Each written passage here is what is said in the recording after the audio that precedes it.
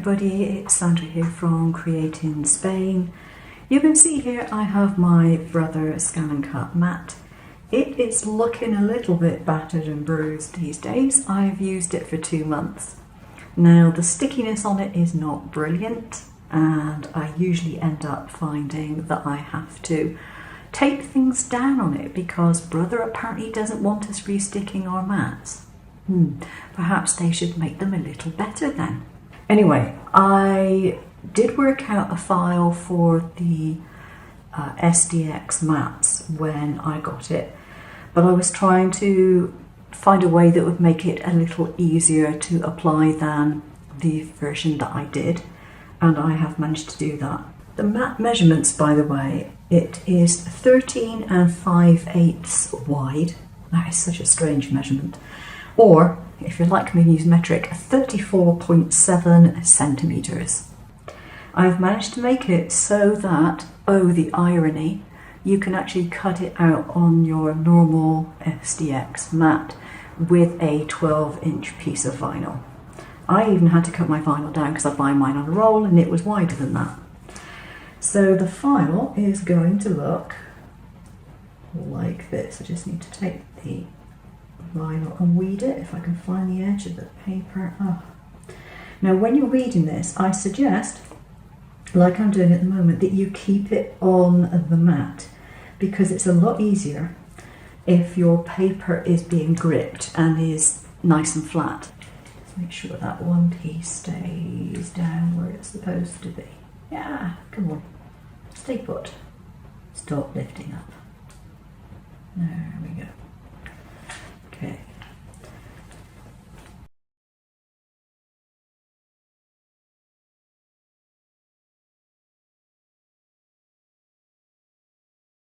There we go. So that is what the file looks like.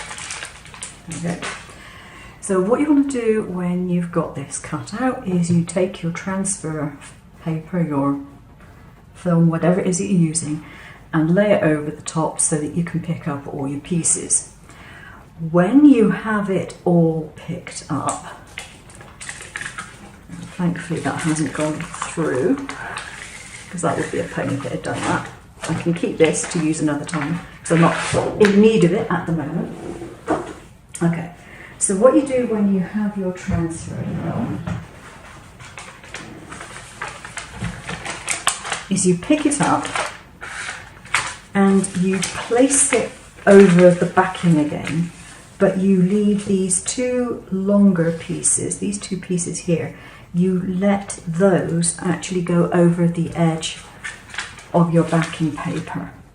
And the reason you want to pick it up like that is so that you can move it and you can put it in the right place. If you've got all the back of this sticky, imagine this is your transfer film and all that is sticky, it's a real pain in the neck if you happen to put it down slightly wrong and then you have to try and move it.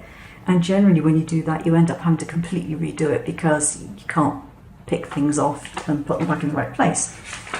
So you then have your piece of plastic cut to size, and these pieces here you put at the very top edge of your sheet of plastic. That's all they are there for. The top edge of that goes to the top edge of your plastic. Mark the center of your piece of plastic. I just put in a pen line just there and match that up with the center, and then match those two. Oops, those two go back so that those are at the very edge of your plastic here, and you stick it all down so you end up with these pieces stuck down. You can, when you've got that on, you can immediately remove these two pieces. They're not needed, they are just guides. This piece is also a guide because this line here indicates where your cutting starts. So this is the inside edge of your mat. If I get my other mat a second, I can show you what I mean. This edge here is this here. So as long as you have that lined up with the center, And these two long pieces lining up with the very edge of your mat here on the inside edge of it, everything is going to be in place properly, and you can use that as a guide to put your marks down. Now, to do your marking up, if you want to bother with it, and you might not decide to bother, what I've done is I've created this. Now, this happens to be a 12-inch square stencil paper or plastic. I actually purchased stencil plastic some time ago, and it's very handy because it happens to be 12 inches square, and I needed a 12-inch square. So that was really good. So all I did then was I lined that edge up with this and the centre, and there's 2 centimetres, pretty much 2 centimetres either side, so you can line it up, and then I just drew around my template here. You notice it has lots of holes in it, and these are so you can mark the inches on your mat.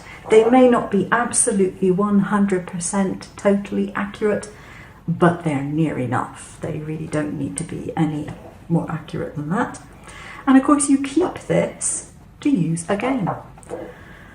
And every time you want to make a new mat, you can use it and you can mark things up, and you just get a ruler, join the dots, and there you are. And I used a thicker pen to denote the centre markings.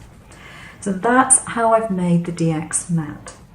Now this is the markings for the 24-inch mat. Now the 24-inch mat does not have markings at the bottom, so this saves you the aggravation of having to do it at both ends. It never gets to read, if it's 24 inches, it never gets to read any registration marks on the base. But you can tell the machine it's a 12-inch mat and it still works. It doesn't make any difference. It's accepted whether you tell it it's a 12-inch or a 24. So if you're actually planning on using it as a 24-inch mat, fair enough, give yourself a really, really big piece of plastic.